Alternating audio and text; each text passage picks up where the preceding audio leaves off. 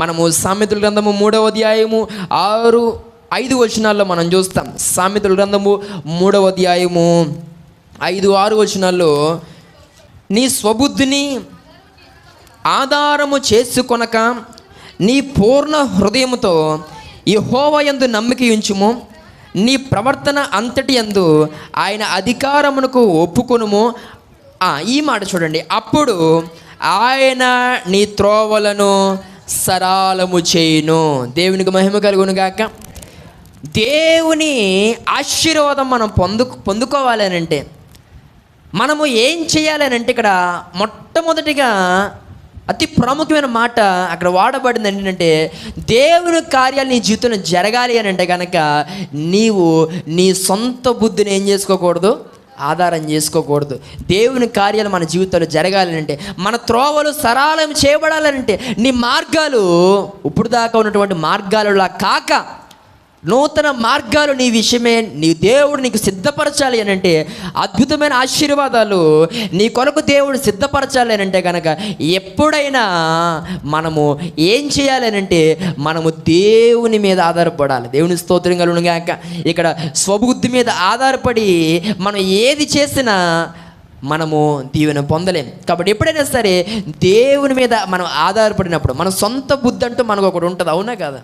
ఏం చేయాలన్నా మనకంటూ ఒక ఆలోచన, మనకంటూ ఒక నిర్ణయం, ఏమండి మనకంటూ ఒక డెసిషన్, ఇలాంటివి కొన్ని ఉంటాయి. ఇలాంటి వాటి ప్రకారంగా మనం ఏది చేయాలన్నా మనం చేస్తూ ఉంటాం. అయితే గమనించండి, ఎప్పుడు కూడా ఏదైనప్పటికీ కూడా దేవుడికి మనం అవకాశాన్ని ఇవ్వాలి. దేవుడికి మనం అవకాశాన్ని ఇచ్చి, అయ్యా ఈ విషయమే నాకు సహాయం చేయి అని దేవుడి మీద మనం ఆధారపడినప్పుడు అది ఎంతటి సమస్య అయినా, అది ఎలాంటిదైనప్పటికీ కూడా దేవుడు మన మార్గాన్ని ఏం చేస్తాడు, ఆయన సరళం చేస్తాడు. ఆయన మన త్రోవలను సరళము చేస్తాడు. కాబట్టి ఈయన మాట్లాడుతున్న ప్రియ సహోదరి సహోదరుడా, మన త్రోవలు సరళము చేయబడాలని అంటే మనం ఏం చేయాలి అని అంటే, మన స్వబుద్ధి మీద ఆధారపడడం మానేయాలి. దేవుని స్తోత్రం కలుగును గాక. రెండవదిగా ఏం చేయాలి అని అంటే, పూర్ణ మనస్సుతో పూర్ణ హృదయముతో దేవుని యందు నమ్మిక ఉంచాలి. దేవుని స్తోత్రం కలుగును గాక. మన ఆత్మీయ జీవితాల్లో పిల్లరా, మనుషులు మనం ఎక్కువగా నమ్ముతాం, దేవుని మనం తక్కువగా నమ్ముతాం. నేను ఒక మాట అంటాను, నువ్వు మనుషులను నమ్మినంతగా అందులో సగమైన నువ్వు దేవుని నమ్మితే నీ జీవితంలో అసాధారణమైన కార్యాలు ఇప్పటికే జరిగి ఉండేవని నా ఉద్దేశం. ఈరోజు మనుషుల మీద మనం అపారమైన నమ్మకాన్ని పెంచుకుంటాం, మనుషుల మీద ఎంత నమ్మకాన్ని మనం కలిగి ఉంటామో, కానీ నీ దేవుని విషయంలో నీకు అంత నమ్మకం లేకపోవడం అనేది నీ ఆత్మీయ దౌర్భాగ్యం అని చెప్పాలి. నేటి దిన మీ మాట్లాడుతున్న ప్రియ సహోదరి సహోదరుడా, గమనించండి, దేవుడు మనందరితో సూటిగా మాట్లాడుతూ ఉన్నాడు. మనము దేవునికి ప్రీతికరంగా మారాలి. దేవుడు చెప్పినట్టుగా మనం చేయడం ప్రారంభించాలి. మన త్రోవలు సరళం చేయబడాలంటే మన బుద్ధి మీద, మన సొంత అభిప్రాయాల మీద, మన సొంత నిర్ణయాల మీద ఆధారపడడం మానేసి దేవునికి మనం అవకాశం ఇస్తే కనుక, దేవుని మీద ఆధారపడితే ఆయన మనకు సహాయం చేస్తాడు.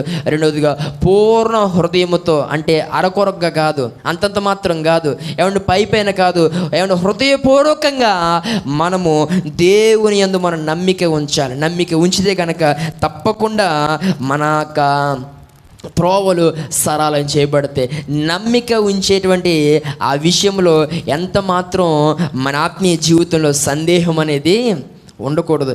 దేవుడు చేస్తాడంటావా, చేయగలడా, ఇలాంటి సందేహాలు మనలో ఉంటే జీవితాంతం నువ్వు ఇలాంటి క్వశ్చన్స్తోనే నువ్వు బ్రతకాల్సిన పరిస్థితి ఉంటుంది. దేవుని స్తోత్రం కలుగును గాక. కొంతమందికి క్వశ్చన్ బ్యాంక్ అని పెట్టచ్చు పేరు, అవునా? అన్ని ప్రశ్నలే. మన ఐసీ కూడా ఒక సందర్భంలో అడిగి ఎన్ని ప్రశ్నలు, ఒక తర్వాత ఒకటి, ఇంకా దానికి ఎండ ఉండదు. ఇంకా క్వశ్చన్ బ్యాంక్ అన్నమాట. కొన్ని సందర్భాల్లో చాలామంది కొన్ని సందేహాలతో బ్రతుకుతూ ఉంటారు. కారణం ఏంటో తెలుసా? వారి జీవితంలో నమ్మిక అనేది తక్కువగా ఉందని అని అర్థం. దేవుని స్తోత్రం కలుగును గాక. కాబట్టి నమ్మిక ఉన్న చోట సందేహాలు ఉండవు. నీ ఆత్మీయ జీవితంలో కూడా భక్తి విషయమే, దేవుని విషయమే కొన్ని సందర్భాల్లో సందేహిస్తూ ఉన్నావు అని అంటే, దేవుని ఎడల నీకున్నటువంటి నమ్మకం అనేది సన్నగిల్లిపోతూ ఉంది అని చెప్పడంలో ఏ విధమైన సందేహము లేదండి. దేవుని స్తోత్రం కలుగును గాక. దేవుని మీద అపారమైన నమ్మకాన్ని పెంచుకుందాం. దేవుణ్ణి ఈ 2024 సంవత్సరంలో నువ్వు ఎంత నమ్మితే అంత దీవెన నీకు దేవుడు ఇస్తాడు. దేవుని స్తోత్రం కలుగును గాక. నువ్వు ఉద్యోగస్తుడివైనా, నువ్వు వ్యాపారస్తువైనా, నువ్వు మరొకటి నీ జీవనోపాధి అయిన పని నువ్వు ఏది చేస్తున్నా ఆ పనులలో దేవుడు నీకు దీవెన దయచేస్తాడు. నీకు దేవుని ఎడల అటువంటి బలమైన నమ్మకం ఉంటే. దేవుని స్తోత్రం కలుగును గాక.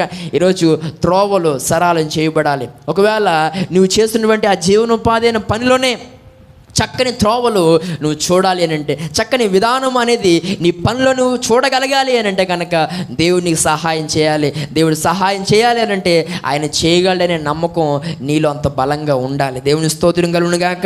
ఇవి నా మాట్లాడుతున్న ప్రియ సహోదరి సహోదరుడా, మూడవదిగా అదే వాక్యాన్ని బట్టి మనం చూస్తే, మూడవదిగా అక్కడే మనం మరొక మాట చూడొచ్చు. మన త్రోవలు సరళం చేయబడాలని అంటే మన ప్రవర్తన అంతటిలో ఆయన అధికారానికి మనము ఒప్పుకోవాలి. మన ప్రవర్తన అంతటి యందు ఆయన అధికారానికి మనం ఒప్పుకోవాలి. ఈరోజు పిల్లరా, మన ప్రవర్తన అంతటి యందు దేవుని అధికారానికి మనం ఒప్పుకుంటున్నామా? దేవుని యొక్క వాక్యానుసారంగా మన ప్రవర్తన కానీ మన విధానం కానీ ఉండగలుగుతూ ఉందా? మనం అలాగా జీవించగలుగుతున్నామా అనేది మనం ఒకసారి ఆలోచన చేయాలి. ఈ రోజుల్లో పిల్లరా, ప్రవర్తన అనేది సరిగా లేకపోతే, క్యారెక్టర్ అనేది సరిగా లేకపోతే జీవితంలో ఎట్టి పరిస్థితుల్లో ముందుకు వెళ్ళలేమని దేవునికి సేవకులు నేను తెలియజేస్తూ ఉన్నాను. Character is very very important. ఇది చాలా చాలా చాలా ప్రాముఖ్యమండి.